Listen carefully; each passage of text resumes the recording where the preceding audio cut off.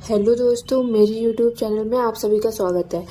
तो जैसे अभी हम लोगों ने क्लासिकल डांस ख़त्म किया, तो वैसे ही अब हम लोग वाद्य यंत्र व वादक के बारे में पढ़ेंगे।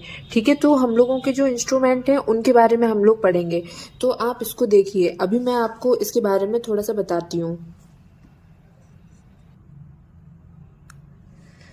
तो जो हम लोगों का नाट्य शास्त्र है, मैंने आपको पहले तब क्लासिकल डांस पढ़ रहे थे तो नाट्य शास्त्र के बारे में बताया था ना।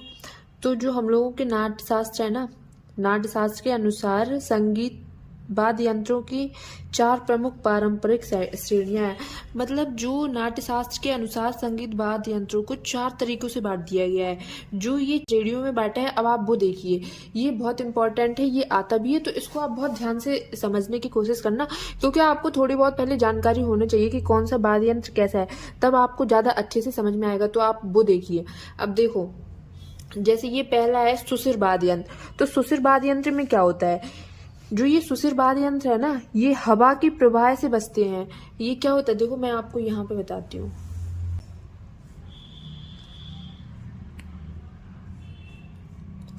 जो ये सुशिर वाद्य यंत्र है ना,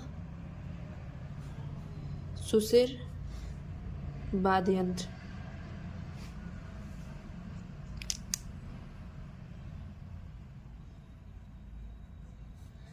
तो इसमें क्या होता है, ये हवा के प्रवाह से बजते हैं। कैसे, देखो मैं अभी आपको सब बताऊंगी। ये हवा के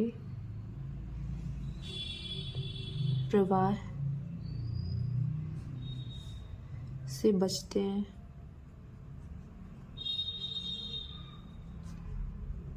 आपने देखा होगा, जैसे बांसुरी होती है, शहनाई होती है, हारमोनियम होती है, तो ये हवा की प्रवाह से होती है ना।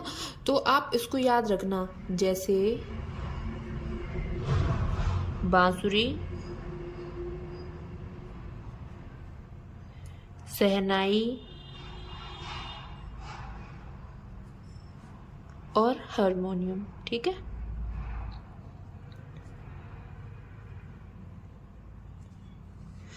तो ये है सुशिर वाद्य यंत्र। क्या होता है, ये हवा के प्रवाह से बजते हैं। जैसे बांसुरी हो गई, शहनाई हो गई, हारमोनियम हो गया। ठीक है, तो जो ये नाट्य शास्त्र के अनुसार चार बताए हैं ना, तो वो ये है। पहला हो गया सुशिर वाद्य यंत्र, दूसरा हो गया अवनद या अवनद्य वाद्य यंत्र, ठीक है, तीसरा हो गया घन वाद्य यंत्र, और चौथा कौन सा हो गया, तत् वाद्य यंत्र। तो जिसमें से मैंने आपको पहले सुशिर वाद्य यंत्र के बारे में बताया। सुशिर वाद्य यंत्र क्या है, ये हवा के प्रवाह से बजते हैं। जैसे बांसुरी हो गया, शहनाई हो गया, हारमोनियम हो गया। आपने देखा होगा कि ये हवा के प्रवाह से बजते हैं ना। बांसुरी वो भी हवा से बजती है, तो ऐसे ही है। अब देखो, अब मैं आपको, अभी मैंने आपको सुशिर वाद्य यंत्र के बारे में बताया, अब मैं आपको अवनद वाद्य यंत्र के बारे में बताती हूँ। अब आप अवनद वाद्य यंत्र के बारे में समझिए। अवनद वाद्य यंत्र, इसको अवनद या अवनद्य भी बोलते हैं। ठीक है, तो ये अवनद या अवनद वाद्य यंत्र। तो अब इसमें देखो, इसमें क्या होता है, जो अवनद या अवनद वाद्य यंत्र होता है, तो इसमें पशु की खाल चढ़ाकर जो यंत्र तैयार करते हैं ना, वो अवनद कहलाते हैं। जैसे आपने देखा होगा, तबला हो गया, ढोल हो गया, मृदंग हो गया, पखावज हो गया। तो ये आपने देखे होंगे कि इसमें क्या होता है, पशु की खाल चढ़ाकर ये यंत्र बनाए जाते हैं, है ना। तो इसमें क्या बता सकते हैं हम लोग, पशु की खाल चढ़ाकर,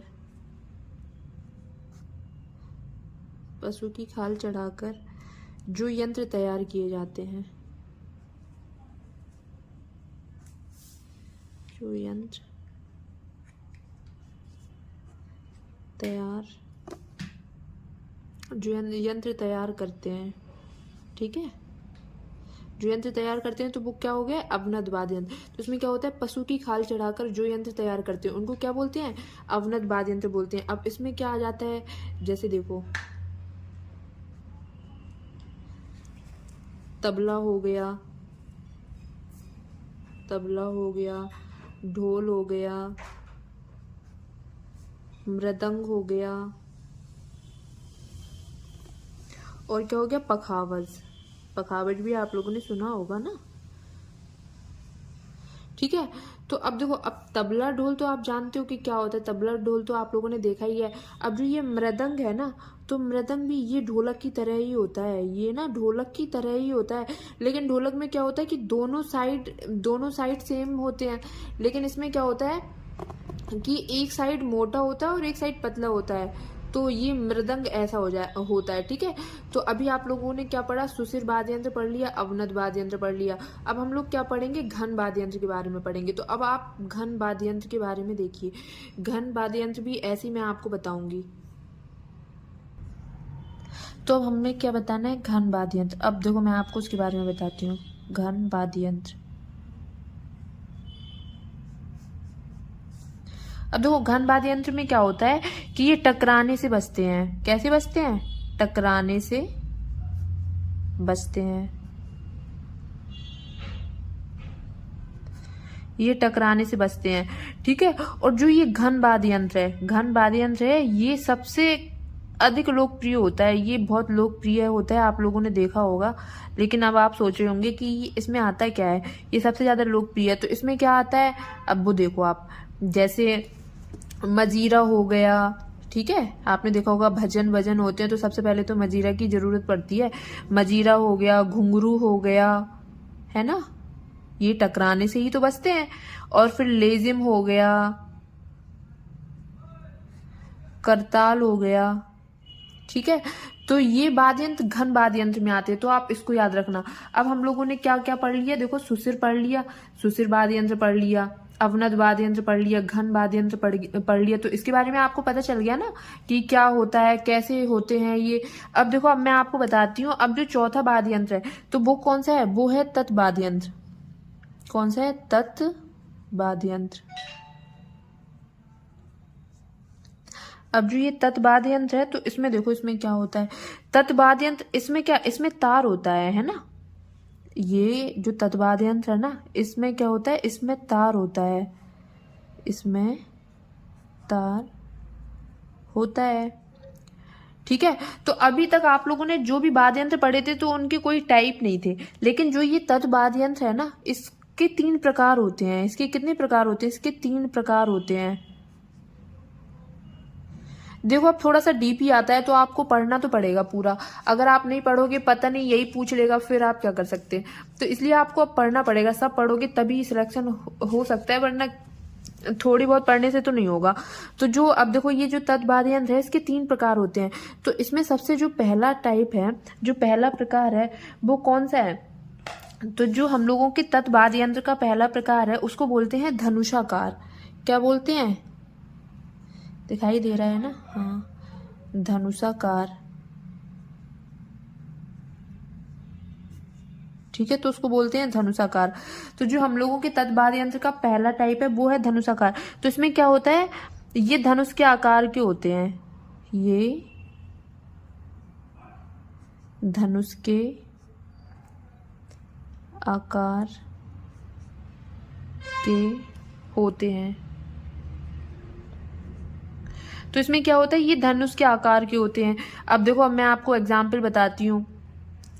जैसे सारंगी हो गया, सारंगी हो गया और वायलिन हो गया।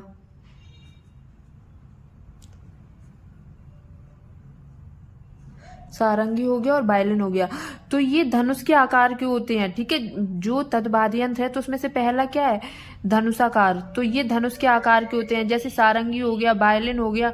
ठीक है, तो अब आप देखो, ये याद रखना। और जो ये वायलिन है ना, ये जरूर याद रखना, इसमें कितने तार होते हैं। जो ये वायलिन है, इसमें कितने तार, देखो बेसिक इसमें कितने तार होते हैं, इसमें तो तार होते ही है, लेकिन फिक्स नहीं होते। तो जिसमें फिक्स होते वो आपको याद रखना पड़ेगा। जैसे वायलिन हो गया, गिटार हो गया, इनमें तो फिक्स तार होते हैं ना, तो इसको तो आपको याद रखना पड़ेगा। तो जो ये वायलिन है, तो वायलिन में कितने तार है, इसमें 4 तार होते हैं, इसमें 4 तार होते हैं। ये आप याद रखना, ये इम्पोर्टेंट है, क्योंकि बाकी तो देखो पूछे नहीं जाएंगे। जो जिसमें ये होता है कि ये इसमें इतने कंफर्म तार हैं तो वो आपको बताने पड़ेंगे। जैसे वायलिन हो गया, गिटार हो गया, तो गिटार का मैं आपको आगे बताऊंगी। अब देखो, वायलिन में 4 तार होते हैं, 4 तार बोल सकते हैं, स्ट्रिंग्स बोल सकते हैं, वायर बोल सकते हैं। ठीक है, ये वही है। तो ये पहला टाइप हो गया हम लोगों का धनुषाकार। अब दूसरा टाइप देखिए। तो देखो, हम लोगों का दूसरा टाइप दूसरा क्या है, जो पहला था वो धनुषाकार मैंने आपको बता दिया। अब जो दूसरा है ना, वो प्लेक्टोरल बोलते हैं, तो इसको आप याद रखना।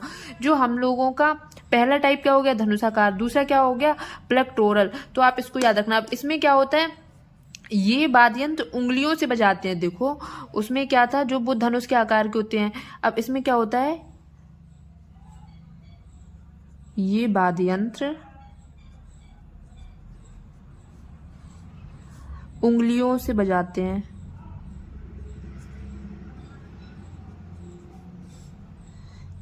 दिखाई दे रहा है? हाँ, ये वाद्य यंत्र उंगलियों से बजाते हैं।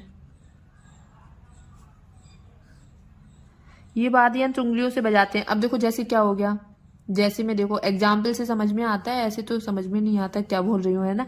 तो एग्जाम्पल क्या हो गया, एग्जाम्पल में हो गया सितार, बीड़ा, गिटार। आपने देखा होगा जो ये गिटार होता है, सितार होता है, ये उंगलियों से बजाए जाते हैं ना, उंगलियों से बजाते हैं ये वाद्य यंत्र। तो आप ये याद रखना कि जो प्लेक्टोरल होता है ना, इसको उंगलियों से बजाया जाता है। अब देखो मैंने आपको पहले बताया था जो वायलिन है उसमें 4 तार होते हैं, और जो ये गिटार है ना इसमें कितने होते हैं, इसमें 6 तार होते हैं। कितने होते हैं, 6 तार होते हैं। तो आप इसको याद रखना, इसमें कितने तार होते हैं, 6 तार होते हैं। तो इसको भी आप याद रखना क्योंकि ये इंपॉर्टेंट होता है। बाकी देखो नहीं पूछे जाएंगे, मैंने आपको पहले भी बताया है, लेकिन जिसमें फिक्स है, जिसमें ये स्ट्रिंग्स या वायर फिक्स होते हैं ना, तो वो तो आपको बताना पड़ेगा। तो गिटार में कितने होते हैं, 6, और ये 2 हो गए। अब देखो अब फिर तीसरा क्या है, जो हम लोगों का तीसरा है, तो उसमें क्या होता है कि ये वाद्य यंत्र छोटी सी हथौड़ी पर, डंडे पर मार कर बजाए जाते हैं। आपने देखा होगा कि एक छोटी सी हथौड़ी पे, तो वो इतना ज्यादा इंपॉर्टेंट नहीं है। अभी आप ये याद रखो कि जो ये प्लेक्टोरल है ना, ये वाद्य यंत्र उंगलियों से बजाते हैं। तो इसमें क्या क्या आता है, जैसे सितार आता है, बीड़ा आता है, गिटार आता है, और जो मैंने आपको उससे पहले बताया था जो धनुषाकार होता है, वो धनुष की आकृति का तो होता है, और जैसे उसमें सारंगी हो गया, वायलिन हो गया, तो मैंने आपको वो बताया। अब मैं आपको एक बार पूरा बताती हूँ, तो आप समझने की कोशिश कीजिए। तो मैंने आपको क्या बताया, वाद्य यंत्र व वादक के बारे में बताया ना, कि नाट्य शास्त्र के अनुसार संगीत वाद्य यंत्रों की 4 प्रमुख पारंपरिक श्रेणियां हैं। तो वो जो 4 मैंने आपको बताई है, जो मैंने आपको 4 बताई है, उनके बारे में मैंने आपको डिटेल से बताया। एक बार आप फिर से देखिए कि पहला कौन सा हो गया, सुशिर वाद्य यंत्र हो गया, दूसरा अवनद या अवनद वाद्य यंत्र हो गया, तीसरा घन वाद्य यंत्र हो गया, चौथा तत् वाद्य यंत्र हो गया। अब देखो जो सुशिर वाद्य यंत्र है उसमें क्या होता है, ये पूछे जाएंगे ना आपसे। अब देखो इतना सिंपल क्वेश्चन तो नहीं आने वाला, तो आप थोड़ा सा डीप में पढ़ो। जो सुशिर वाद्य यंत्र है तो उसमें क्या होता है, ये हवा के प्रवाह से बजते हैं, जैसे बांसुरी हो गया, शहनाई हो गया, हारमोनियम हो गया। देखो मैं आपको ये इसलिए बता रही हूँ कि अगर आप सीधा सीधा ये पढ़ने लगोगे कि सारंगी है, तो सारंगी के वादक कौन है, जैसे पंडित राम नारायण हो गए, उस्ताद साबरी खां हो गए, तो आपको एक बार ये भी तो पता होना चाहिए कि ये होते कैसे हैं। अब जैसे आपको बांसुरी तो पता है कैसे बजाई जाती है, शहनाई पता है, हारमोनियम पता है, लेकिन अब आपको ये पता था क्या कि ये इसको सुशिर वाद्य यंत्र बोला जाता है? नहीं पता होगा। काफी लोगों को पता होगा, हो सकता है, लेकिन काफी लोगों को नहीं पता होगा, इसलिए मैं आपको बता रही हूँ। सुशिर वाद्य यंत्र में क्या होता है, ये हवा के प्रवाह से बजते हैं, जैसे बांसुरी हो गया, शहनाई हो गया, हारमोनियम हो गया। फिर मैंने आपको क्या बताया, अवनद वाद्य यंत्र के बारे में बताया। तो अवनद वाद्य यंत्र में क्या था, ये पशु की खाल चढ़ाकर जो यंत्र तैयार करते हैं, तो उनको अवनद वाद्य यंत्र बोला जाता है। अब जैसे क्या हो गया, जैसे तबला हो गया, ढोल हो गया, मृदंग हो गया, पखावज हो गया। तो मैंने आपको बताया था तबला ढोल तो सभी जानते हैं, मृदंग भी ढोलक जैसा ही होता है। अब तब ढोलक में क्या होता है, तबला ढोल या ढोलक वही है। तो देखो इसमें क्या होता है कि ढोलक दोनों साइड से एक सी होती है, और मृदंग में क्या होता है कि एक साइड से तो देखो छोटा होगा, ऐसे होता है ना, और एक साइड से थोड़ा बड़ा होता है। ये इस तरीके से कुछ होता है, आप अपने हिसाब से सोच लेना, मैंने आपको ऐसे बता दिया। अब देखो फिर क्या बताया मैंने आपको, घन वाद्य यंत्र के बारे में बताया। तो घन वाद्य यंत्र क्या होते हैं, ये टकराने से बजते हैं, और ये बहुत ज्यादा लोकप्रिय होते हैं क्योंकि ये आमतौर पर बहुत ज्यादा यूज भी किया जाता है ना, इस वजह से। तो घन वाद्य यंत्र में क्या आता है, जैसे मजीरा हो गया, घुंघरू हो गया, लेजिम हो गया, करताल हो गया, तो ये घन वाद्य यंत्र में आता है। अब देखो मैं आपको जो लास्ट था तत् वाद्य यंत्र, उसके बारे में बताती हूँ। अब जो तत् वाद्य यंत्र है, तो मैंने आपको बताया था कि ये टकराने से बजते हैं, जैसे जो ये तत् वाद्य यंत्र है इसमें तार होता है, ठीक है, तत् वाद्य यंत्र में तार होता है। और अभी तक मैंने बताए थे तो इनके कोई टाइप नहीं थे, लेकिन जो ये तत् वाद्य यंत्र है ना, ये इसके टाइप है, ये 3 प्रकार का होता है। कितने प्रकार का होता है, 3 प्रकार का होता है, आप ये भी याद रखना। तो जो मैंने आपको पहला टाइप बताया था वो था धनुषाकार। धनुषाकार में क्या है कि ये धनुष के आकार के होते हैं, ठीक है, ये धनुष के आकार के होते हैं, जैसे सारंगी हो गया, वायलिन हो गया। फिर मैंने आपको बताया वायलिन में 4 तार होते हैं, 4 स्ट्रिंग्स होते हैं, 4 वायर होते हैं, इसको कुछ भी बोल सकते हैं, तो ये आप याद रखना। फिर मैंने आपको दूसरा क्या बताया था, फिर मैंने आपको दूसरा टोरल बताया था। तो ये वाद्य यंत्र उंगलियों से बजाए जाते हैं, जैसे सितार हो गया, बीड़ा हो गया, गिटार हो गया, और इसमें 6 स्ट्रिंग्स होते हैं, 6 वायर होते हैं।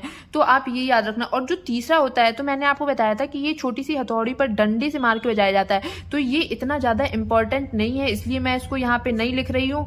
बाकी ये इंपॉर्टेंट है, वो मैंने आपको बता दिया। आप प्लीज इसको एक बार पढ़ लेना। अब मैं आपको नेक्स्ट क्लास में इसको कौन बजाता था, अब जैसे सितार हो गया, तो सितार में पंडित रविशंकर बहुत ज्यादा इंपॉर्टेंट है, आपने बहुत बार पढ़ा होगा। तो ये एग्जाम में बहुत सी बार आता है कि पंडित रविशंकर का जो इंस्ट्रूमेंट है वो क्या था, तो आपको बताना पड़ेगा ना, सितार है। तो अब मैं आपको वो नेक्स्ट क्लास में सारे करवा दूंगी, अभी के लिए आप इतना ही पढ़ लीजिए। तो नेक्स्ट क्लास में आपको वो सब बताऊंगी। अगर आपको क्लास पसंद आई हो तो प्लीज अपने दोस्तों के साथ शेयर करना और कमेंट बॉक्स में बताना कि आपको क्या चीज अच्छी लगी, क्या चीज अच्छी नहीं लगी, तो मैं उसको देखूंगी। तो आप एक बार प्लीज कमेंट कर देना, लाइक कर देना। Okay, thank you.